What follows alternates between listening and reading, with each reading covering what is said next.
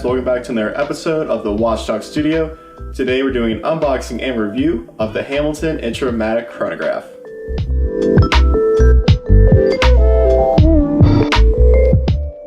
First, I'd like to thank the team at Richter & Phillips for giving us the watch for a few days to shoot this video. They're located on the corner of Main and East 6th Street and have been Cincinnati's trusted jeweler since 1896.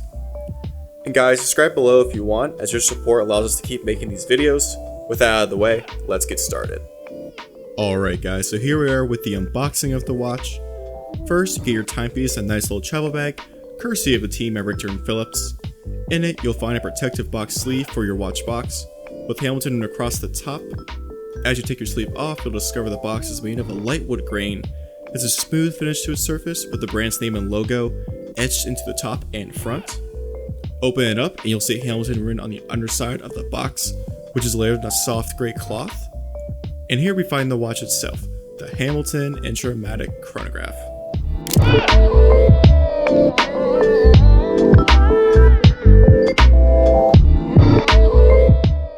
Alright guys, that concludes the unboxing of the Hamilton Intramatic Chronograph. Now that you have a better understanding of the package you will be receiving, let's take a stroll uptown and go into a detailed review about the watch.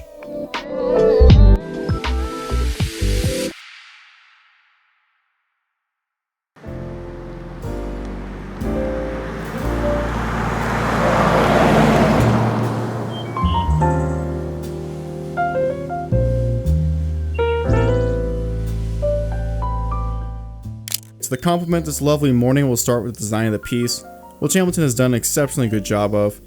There's no surprise the watch takes inspiration from its vintage predecessors, with the unguarded pushers for the chronograph, the slightly domed sapphire crystal, and color schemes of the dial, either being blue with off-white subdials or off-white with black subdials. Personally, we prefer the blue variation. While remaking vintage designs has become a consistent trend from brands in recent years, we believe this variation of the watch, especially when paired with the OEM orange leather strap, is a bit more interesting and will keep the honeymoon phase going strong that much more. Now Hamilton has of course adjusted the watch for the modern wearer, sized at 40mm in diameter and a lug level of 49mm. It's definitely no slouch on the wrist, but also no boat. You'll find Hamilton has done well to avoid the trend of the, how I would say, 42mm and up club with the Intramatic Chrono. For functionality, the watch is about what you would expect. The watch comes with a threaded crown. Unscrew it to find the first position for winding, and the second for hacking and to adjust the time. Top push to start and stop the chronograph, and bottom to reset it. The left subdial is your seconds hand, and the right is your chronograph register, going up to about 30 minutes. At the sixth position, you'll find the date. Nothing out of the ordinary, but nothing excessive. Every function on this watch can be utilized in your everyday needs.